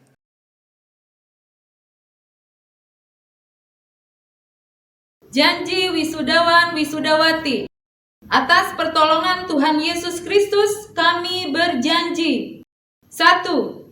Setia kepada Tuhan dan menjunjung tinggi firman-Nya sebagai kebenaran yang absolut. 2. Setia dan bertanggung jawab atas panggilan pelayanan di tengah-tengah gereja. 3. Setia dan menjaga nama baik lembaga Sekolah Tinggi Teologi Pantekosta Cianjur dimanapun berada. 4. Menggunakan seluruh keilmuan dan teologi dengan benar dan tetap rendah hati bagi pelayanan rohani demi kemuliaan nama Tuhan. 5. Setia mengabdi kepada masyarakat, bangsa, dan negara Indonesia tercinta. Selanjutnya kita akan melaksanakan doa pengutusan. Dengan hormat saya minta kesediaan Bapak Pendeta Ferry Rompas selaku Ketua Majelis Daerah GPDI Jawa Barat akan memimpin doa pengutusan ini. Mari kita berdoa. Bapa kami dalam surga, terima kasih buat hari ini Tuhan. Tuhan sudah membimbing rekan-rekan mahasiswa-mahasiswi yang sekarang sudah diluluskan menjadi sarjana-sarjana teologi. Biarlah mereka yang sudah mendapat nilai kesarjanaan, dan kami yakin bahwa Tuhan akan terus memakai kehidupan mereka sebagai hamba Tuhan yang tetap rendah hati. Saat ini Tuhan, kami berdoa secara khusus akan mengutus hamba-hamba Tuhan ini kemanapun mereka pergi. Tuhan berkati mereka. Terima kasih Tuhan, terima kasih. Sekarang pergilah rekan-rekan hamba Tuhan, sarjana-sarjana teologi yang sudah diluluskan, pergilah dengan membawa nama Yesus. Jadikanlah semua bangsa murid Tuhan. Dan biarlah Tuhan akan memakai kehidupan kalian dimanapun kalian berada. Dan Tuhan akan memberikan perlindungan, menyingkirkan orang-orang berniat jahat dalam kehidupan kalian. Dan kalian menjadi hamba Tuhan yang dipakai oleh Tuhan. Terima kasih Bapa di surga. Terima kasih. Biarlah hambamu ini tetap menjadi hamba yang rendah hati. Dan Tuhan akan memakai orang-orang yang rendah hati. Terima kasih Tuhan. Di dalam nama Tuhan Yesus kami sudah berdoa dan mengucap syukur. Haleluya. Haleluya. Amin. Puji Tuhan.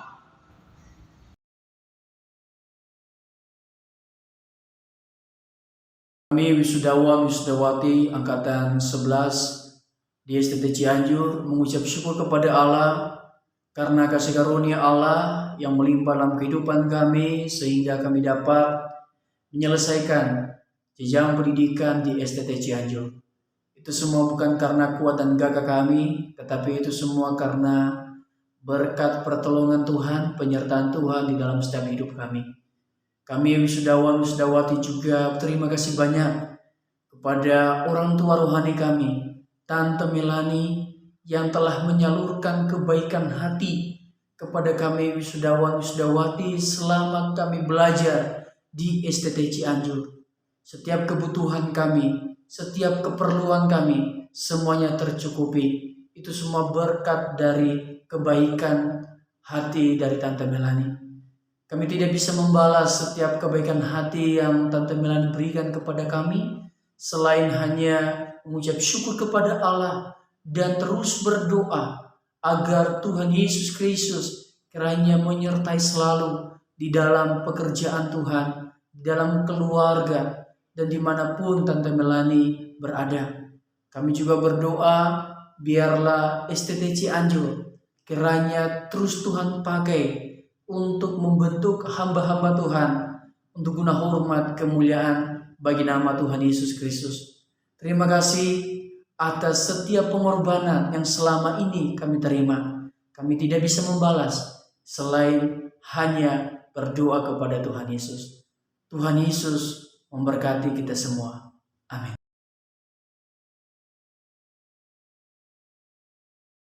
Puji Tuhan, kita akan mendengarkan sambutan dari Bapak Dr. John Weol sebagai Ketua Majelis Pusat Gereja Pantekosta di Indonesia. Saya persilakan. Haleluya, puji Tuhan. Salam sejahtera dalam nama Tuhan Yesus Kristus.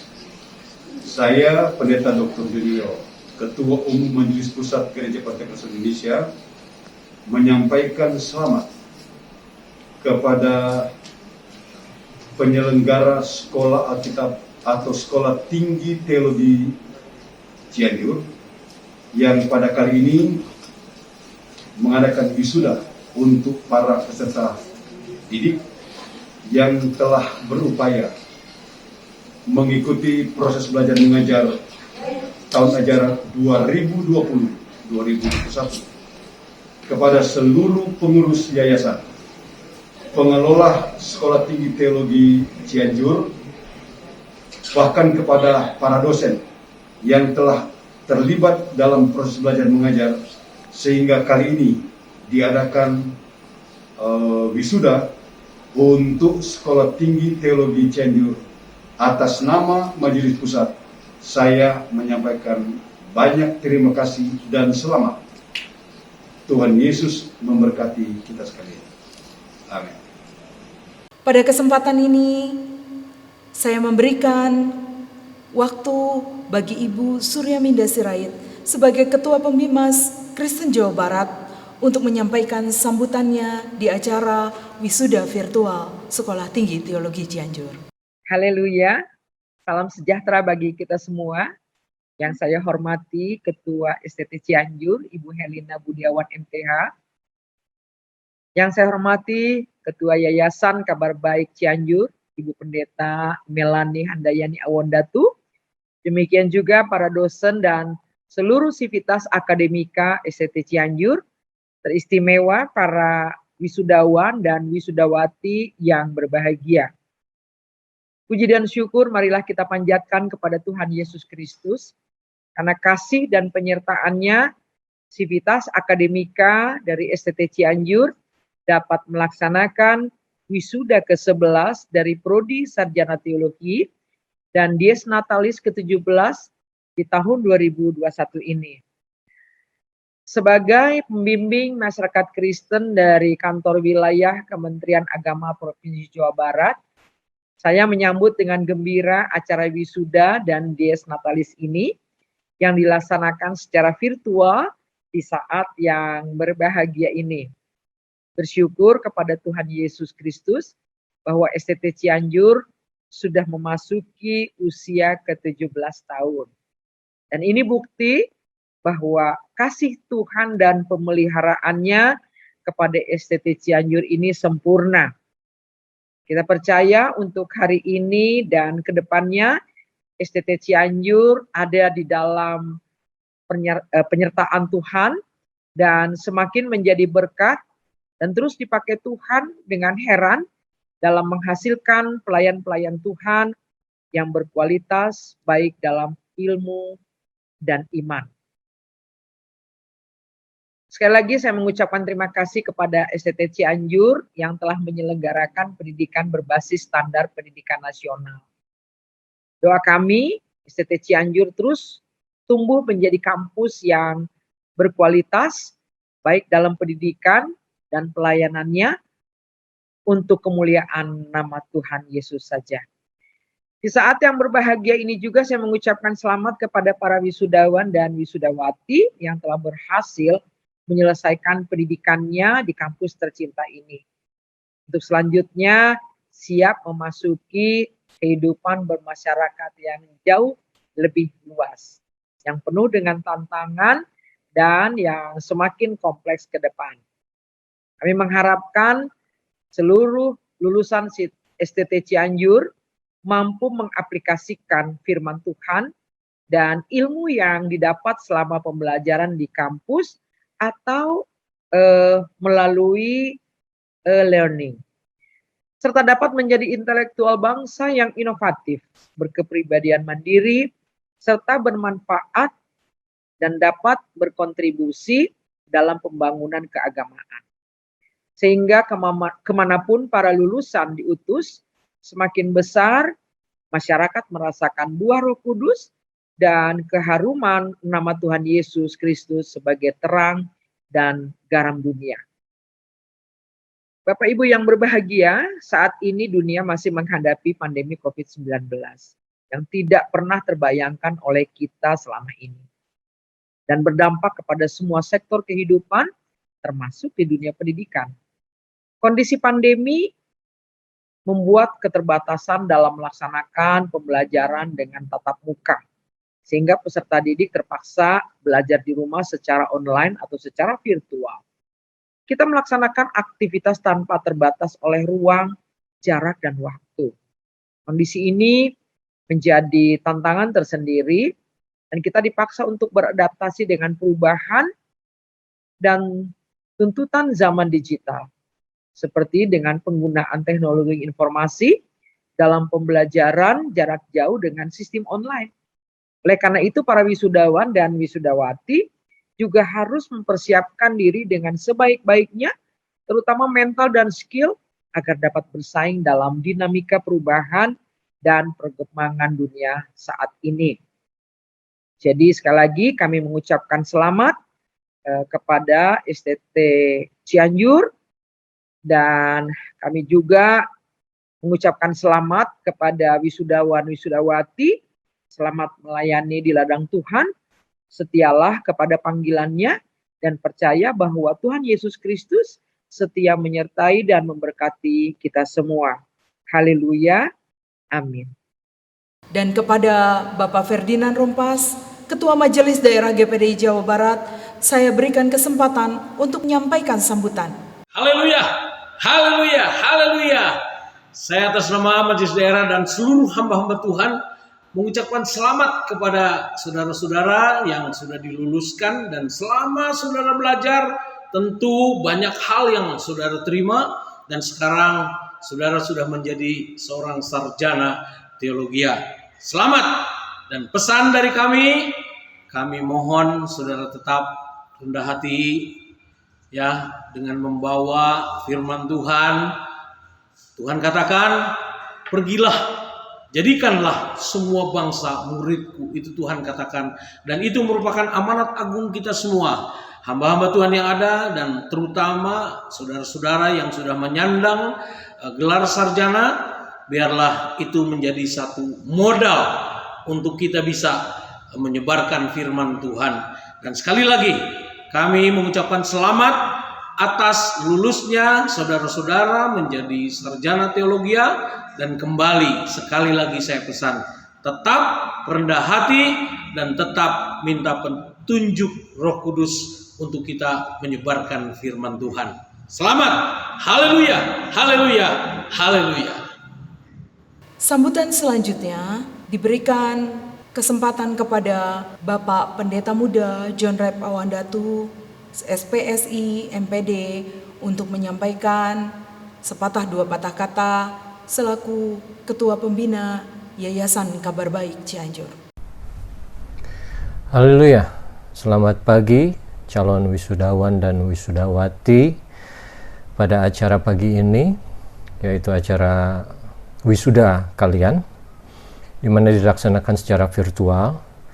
Dan saya pribadi berharap kejadian ini yang pertama dan untuk yang terakhir kalinya, dan kita bisa bersama-sama kembali melakukan wisuda on-site seperti biasanya. Pertama, saya berterima kasih kepada pengurus STT Cianjur yang memberikan saya kesempatan untuk berbicara. Saudara-saudara, saya sebagai pembina Yayasan Kabar Baik tentunya tidak bisa berkata selain mengucapkan selamat kepada saudara dan siap-siap. Saudara sekarang sebentar lagi akan diteguhkan menjadi seorang sarjana, di mana tentunya ada beban yang baru, ada tanggung jawab yang baru. Saudara sekarang ada gelar yang harus dipertanggungjawabkan, tidak saja terhadap sekolah ataupun masyarakat secara luas, tapi kepada Tuhan juga khususnya. Saudara memiliki kesempatan yang saya maupun ayah saya tidak punya. Kami tidak pernah kuliah teologi, dan dengan demikian juga kami tidak bisa mengajar di sekolah-sekolah ataupun lanjut ke S2 teologi. Saudara diberi kesempatan oleh Tuhan, dan saudara sudah menggunakan kesempatan itu dengan baik. Saudara sudah menyelesaikan sampai saat ini, Tuhan sudah tolong saudara. Berikutnya di luar sana, saatnya saudara buktikan apa yang Tuhan sudah percayakan dan berikan kepada hidup saudara, untuk saudara kembalikan kepada Tuhan. Layani Tuhan dimanapun dia berada. Tulisan di atas kertas dalam bentuk ijazah memang penting, tapi jauh lebih penting tulisan yang saudara buat pada kehidupan manusia atau orang-orang yang nanti saudara temukan di ladang Tuhan. Terima kasih. Selamat sekali lagi. Selamat berjuang dan selamat bertemu di ladang Tuhan. Haleluya. Puji Tuhan, tibalah kita di penghujung dari acara wisuda pada saat ini. Mari kita mengucap syukur kepada Tuhan atas segala kebaikan dan kebesarannya. Kami memuji kebesaran-Mu. Kami memuji kebesaran-Mu.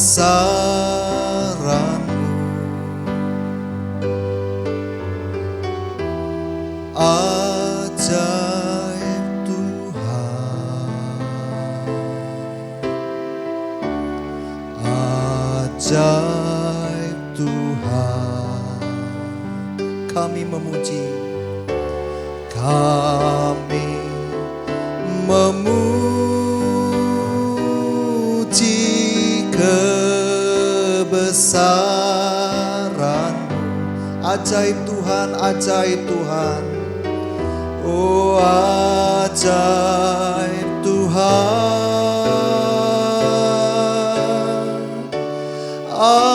ajaib Tuhan. Kami memuji kebesaran-Mu. Kami memuji kebesaran-Mu. Sungguh ajaib Engkau Tuhan, ajaib Tuhan, ajaib Tuhan. Kami memuji kebesaran-Mu, kami memuji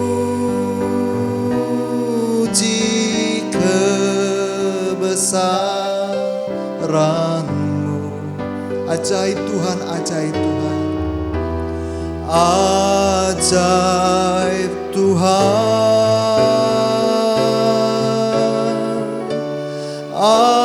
ajaib Tuhan, ajaib Tuhan, ajaib Tuhan. Oh ajaib Tuhan,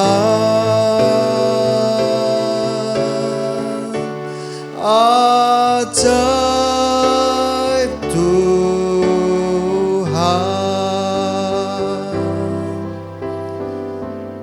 Kembali doa penutup akan disampaikan oleh yang terhormat Bapak Pendeta Ferry Rompas sebagai Ketua Majelis Daerah GPDI Jawa Barat menutup rangkaian seluruh kegiatan kita pada saat ini. Moga kiranya berkat anugerah dari Allah Bapa, kecintaan dari Tuhan Yesus, dan persekutuan Roh Kudus yang mengikat kita, menghibur kita, menyertai kita, bahkan memberkati kita mulai hari ini sampai Maranatha, Tuhan Yesus datang kembali. Terima kasih Tuhan. Di dalam nama Tuhan Yesus kami sudah berdoa dan mengucap syukur. Haleluya, haleluya, haleluya. Amin. Puji Tuhan.